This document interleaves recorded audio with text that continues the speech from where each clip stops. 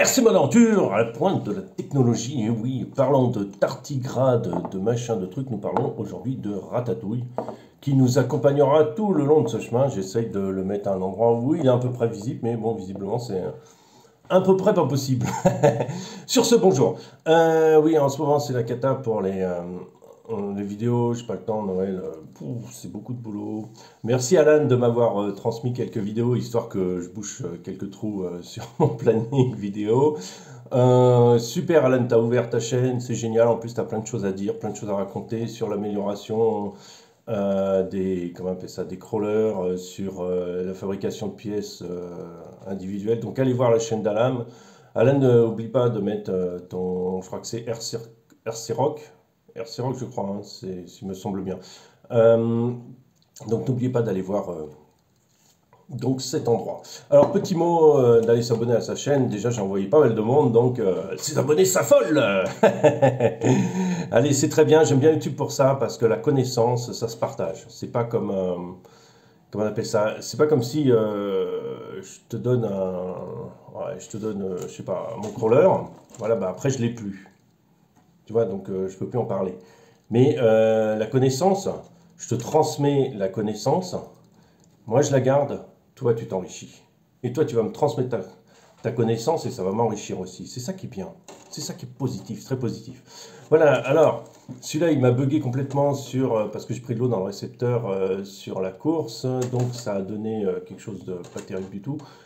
Merci Bricente pour ton aide et comment régler ce problème définitivement. Donc je vais le faire, j'ai pas le temps. Salut Bricente, roule pas. Ici, le logo de Dynamite. Pourquoi Dynamite? Parce que c'est l'endroit où, depuis 1780, ouais, c'est ça, 1780, c'est une zone de Prague qui se trouve au nord, le long de la Vltava étant le fleuve, qui se trouve juste au-dessus du zoo, et dans lequel c'est une zone qui est complètement fermée et qui est privée. Et là-dessus, ils fabriquaient de la dynamite. Voilà, c'était l'endroit où ils fabriquaient. Alors la zone est en partie en ruine, et, bon, parce qu'elle est plus utilisée pour ça, mais du coup, les gens, il y en a un, celui organisateur de la course, donc il a sa société là-bas. Je ne sais pas exactement ce qu'il fait, mais bon, du coup, il a son truc. Son projet est de faire un scale park gigantesque là-bas, enfin gigantesque. On s'entend, et il a le moyen parce qu'il se trouve entre deux vallées, c'est pour ça que c'est ici que c'est de la dynamite. Au moins, ça a explosé dans la vallée, ça faisait mal à personne. Et sauf aux gens qui étaient là malheureusement. Et du coup, il veut profiter de ces versants de montagne un peu escarpés pour pouvoir développer des parcours. Il prévoit un parcours SX24, un parcours indoor aussi en 24, un parcours, alors plusieurs parcours. Bon là, c'était vraiment le début. On m'a invité parce que, bon, pour participer un peu, parce qu'on était 5 ou 6. Mais bon, c'était super convivial, super. Il a pensé à tout, au vin chaud, au goulash et à tout ce qui va avec. Voilà, ce que je voulais aujourd'hui, c'est un tutoriel, non pas blabla, mais un tutoriel plus intéressant. Je vais parler du fait de coucher les amortisseurs. En fait, coucher les amortisseurs, là on le voit bien, hein, là il est là. Pourquoi faut pas trop le faire? Parce qu'en fait, plus il est couché, plus tu vas perdre en... Comment ça s'appelle plus il est couché, plus tu perds en débattement, normal, logique. Donc plus il est droit, plus tu récupères ton débattement. C'est complètement différent. Mais par contre, ton ressort fonctionne différemment, ton amortisseur fonctionne différemment. Plus il est couché, plus il est linéaire. Ça veut dire que plus il va facilement monter. Si tu as un amortisseur droit, plus tu vas enfoncer, plus il va être dur. Et ça, c'est ce qu'on veut pas, si on veut qu'on flex gentiment. Le mettre complètement à plat, c'est pas la solution non plus. Parce qu'après, du coup, l'huile devient trop fluide. Parce qu'en fait, plus vous le couchez, plus votre huile devient fluide. Enfin, elle ne change pas de fluidité, mais plus la réaction de votre huile va être comme une huile plus fluide. Hein, d'accord, on est d'accord là-dessus. Plus votre ressort aussi va s'assouplir. Ça peut être une solution si on a des ressorts trop durs et qu'on ne peut pas les changer. Aussi, ça peut être aussi une solution. Et voilà, donc plus tu le couches, plus tu vas devoir mettre de l'huile épaisse, en fait. Surtout à l'arrière, il faut bien que ce soit épais pour que le flex se fasse bien gentiment. Après, tu me diras, oui, mais ce que je veux, c'est gagner beaucoup en flex. Alors le flex, on arrive. Alors on va parler de l'avant d'abord. L'avant, vous voyez, là il y a l'amortisseur, vous voyez pas, mais là j'ai l'amortisseur. Il est décalé, alors j'enlève le truc, je pousse notre ami Ratatouille, qui nous a fait des bonnes cuisines aujourd'hui. Voilà. Là, vous avez, j'ai décalé par l'arrière. Alors attention quand on décale l'amortisseur par l'arrière, c'est que du coup la roue en tournant, elle va toucher l'amorto. Alors comment régler ce problème? Bah, j'ai réglé ce problème en fait, en mettant des cales ici pour rallonger en bas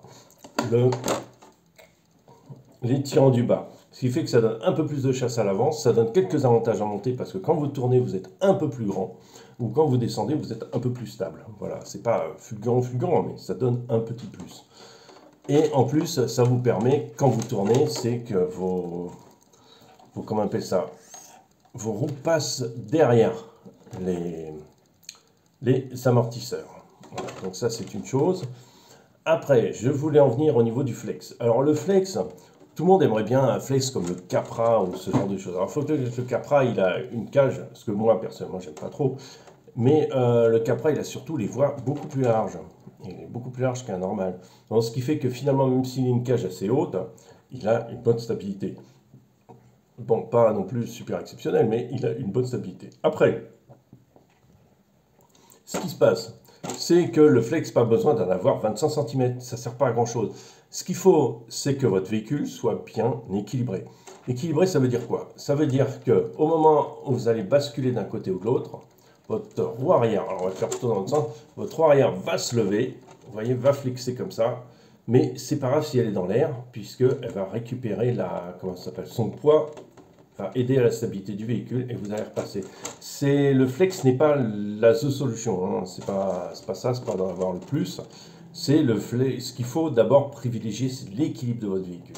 Alors, je répète, pour avoir un bon équilibre, j'ai déjà fait des vidéos là-dessus, mais bon, c'est bien de le rappeler de temps en temps, c'est 60%, 40%. Il y a une vidéo, j'essaierai de mettre le lien parce qu'il faut la chercher assez loin. C'est une vidéo spécifique sur comment voir la répartition de ces masses avec une seule balance. J'ai réussi à faire une vidéo comme ça. Et qui marche à peu près, puisqu'on n'est pas au millième de gramme près, hein, on est clair, mais on est à quelque chose qui va vous orienter et qui va vous aider et qui vous évitera surtout d'acheter la balance à 4 roues qui est qui n'est pas forcément nécessaire tout le temps. Après, donc le flex, c'est bien, mais l'équilibre, c'est beaucoup mieux.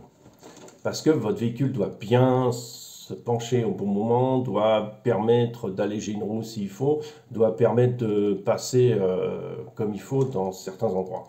S'il est mal équilibré, comme on voit beaucoup, et je me bats à le dire, et je continue à le dire, le TRX4 est mal équilibré, même le Sport, puisqu'on est de l'ordre de 55-45, donc c'est complètement tout à l'envers, mais c'est dû essentiellement à la position de sa batterie. Alors, dites rien, c'est pour ça qu'il est moins performant, hein.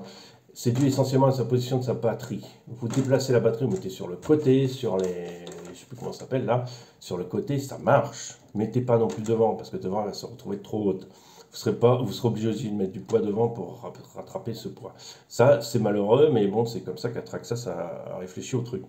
Mais c'est un exemple comme un autre, hein. Le Sherpa, c'est pareil, la batterie derrière, c'est mort. Il y a aussi le C10-3, le Axial, qui est aussi la batterie derrière. C'est pourri, quoi. Enfin, voilà. Il n'y a pas que eux qui le font, hein. Et même Axial le fait, hein, sur le Gladiator et je crois même sur le C10-3 normal. Donc n'hésitez pas à déplacer la batterie et à utiliser des petites batteries. Voilà, surtout ce qu'ils pensent, c'est votre équilibre de véhicule. Voilà, c'est tout ce que je voulais dire pour aujourd'hui. Ce sera tout. Bientôt des vidéos, j'espère, de roulage. Mais enfin, avec Noël, oublions le roulage. Je pense que ça va être, ça va être pendant une quinzaine de jours, ça va être un peu mort. Mais bon, faut pas désespérer. Allez, salut à tous, à très bientôt. Et puis, joyeuses fêtes.